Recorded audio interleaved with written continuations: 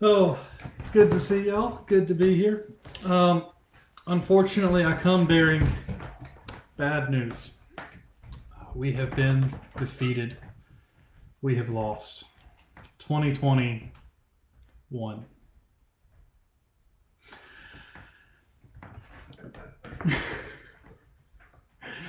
Joking aside, 2020 was a weird year. I don't think anyone could have predicted what was going to happen, and some of us may actually feel like 2021. But with the turning of the new year, we have an opportunity. Uh, every year, a lot of people make New Year's resolutions, and I'll be honest, I'm one of the first ones to say I don't normally do these. I don't normally do this kind of thing. And the reason why is because I don't want to be a January gym membership goer. I don't want to do something that I'm not really committed to, and I just want to pretend to make a change. But as I got to thinking about this year, it occurred to me I do actually make a New Year's resolution just about every year. I just do it on my birthday.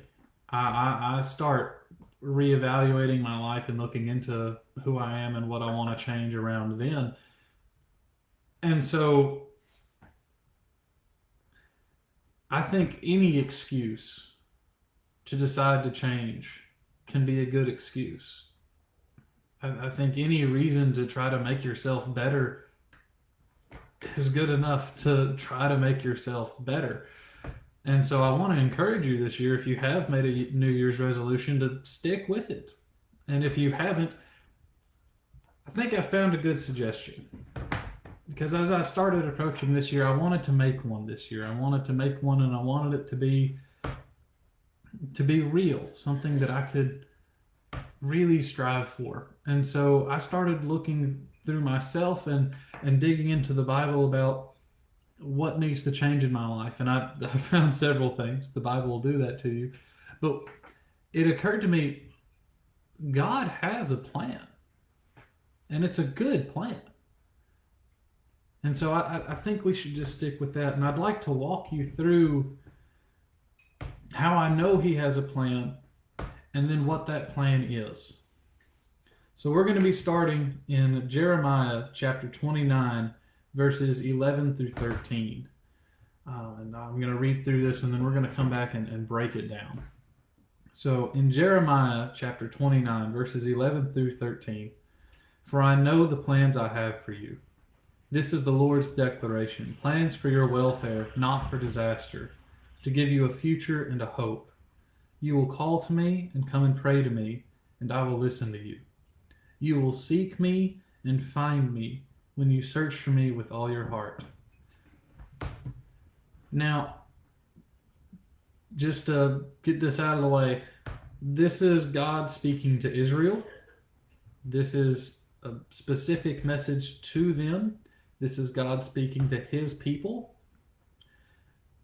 I would argue that while this message wasn't spoken directly to us, it still applies to us because we are God's people. We have entered into the same or a similar relationship with God that Israel has. And so I believe He has plans for us, plans for our welfare, not for disaster, to give us a hope and a future. We can call to Him and pray to Him, and He listens. We can seek Him and find Him when we search with all our heart. I believe this message, while spoken to the Israelites, applies very directly to us. And so I want to break this down into its individual parts so you can really feel the impact of each of these statements here. The first thing is He has a plan for us. And it's a good plan. It's a plan for our welfare, not disaster. God doesn't hate us. He loves us. He loves us enough to send His Son to die for us. He has a plan that's for our good, to give us a future and a hope. I don't know what the plan is. word for word, but anything that has hope and a future sounds better than disaster. You will call to me and come and pray to me, and I will listen to you. This is one that I'll be honest, I skipped over a whole bunch while I was preparing for this because it's so simple, it's so elementary, it's so, yeah. But I want you to hear that when you call to the God of the universe, the King who has made everything, who knows you, how many hairs are on your head, who named the stars, he takes the time and hears you. And when we seek him, we find him when we search for him with all of our heart. Now this last one's big because it doesn't say we'll search for him and we'll find him, period. There's a prerequisite. There's a step you have to go through here. You will seek me and find me when you search for me with all your heart. Have you been looking for God? Because he's telling you how to find him right here. Now, we tend to take the word with all your heart to be more of an emotional thing. And it is that, but it's more than that. It's your everything. Your heart, soul, mind, and body, all your strength. It is everything. When you want God with everything you have, that's when you'll find him.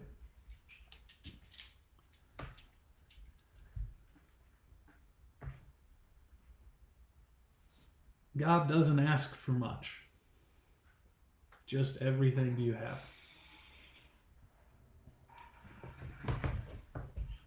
And we see this again. We see his plan already being shaped.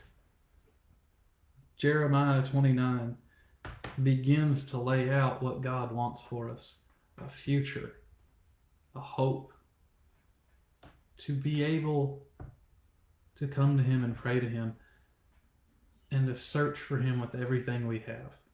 We're already off to a good start if we can just get on those things. But that's not enough for me. I need details. I need step-by-step processes how to get there. If my goal was to become fit, I need an exercise regimen, not just I will be fit, because that doesn't work for me. I've done the January membership thing before. I don't want to do it again. So how do we take this resolution, take this plan that God has for us, and turn it into something we can follow? I believe we find the answer in Romans chapter 12, verses 1 and 2. Therefore, brothers, by the mercies of God, I urge you to present your bodies as a living sacrifice, holy and pleasing to God. This is your spiritual worship. Do not be conformed to this age, but be transformed by the renewing of your mind, so that you may discern what is the good, pleasing, and perfect will of God.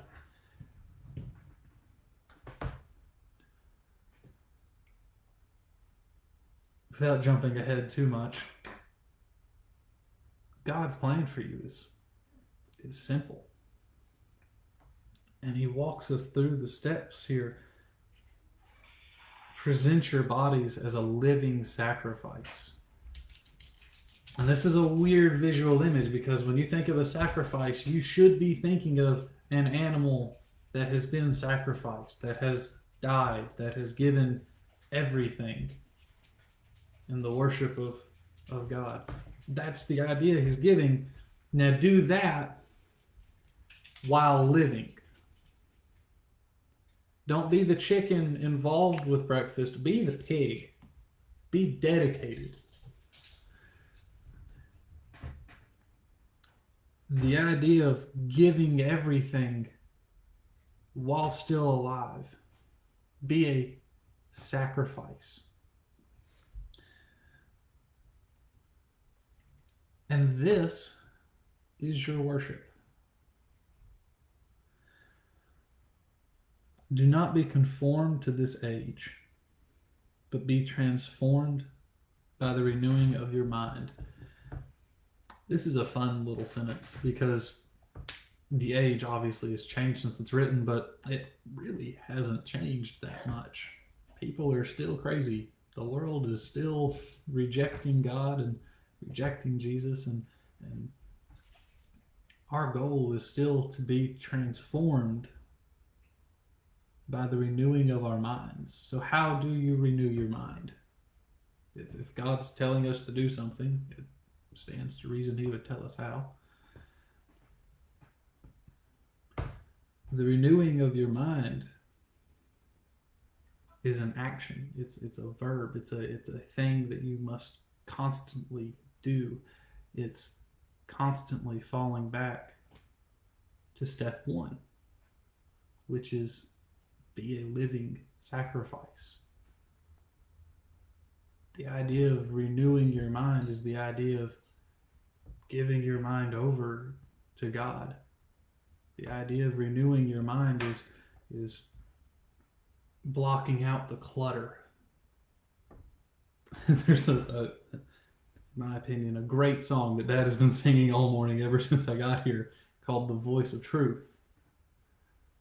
And in it, in the song, it's describing all the other voices that are calling out. But I will listen to the voice of truth. We have thousands, if not millions, if not an untold number of voices screaming into our heads every day, desperately wanting our attention. Buy this and you'll be happy. Do this and you'll be happy. Follow the American dream. Do this, do that, and everything will be okay. And in all of that, God's voice still rings true. And what this is asking is to listen to that voice, to constantly renew your mind, to constantly wash the filth out. And by doing this, you may discern what is the good, pleasing, and perfect will of God. By doing this, we can know what his resolution for us is this year. By doing this, we can know what God's plan is for our life. By doing this, it can really be a new year and a new you. By doing this, you can change.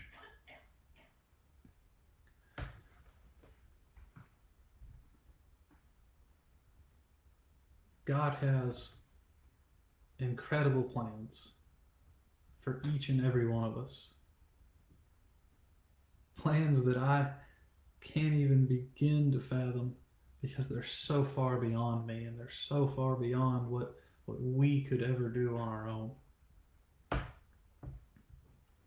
Plans that give us a future and a hope. Plans that will not only change ourselves, but I believe the world. But it starts with us. It starts with us making a decision to be living sacrifices, to search after God with all our hearts. It starts by deciding to not be conformed, but to be transformed. To not be our old selves, but become something new. To not be a caterpillar, but to be a butterfly. It starts with a decision you have to make. He's not asking for much, just everything. My New Year's resolution this year, despite all the other years where I've done something silly with it, like my resolution will be, I will not make a resolution, and therefore I've already failed and gotten that over with.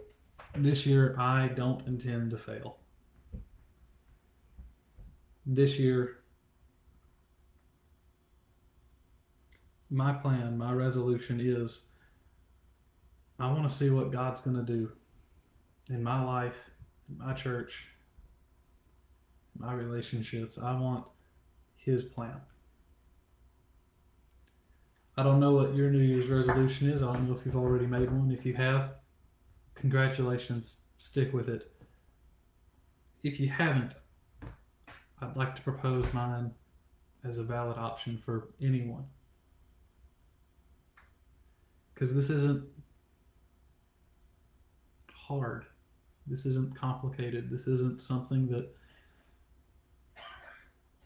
takes much from me. It just takes everything.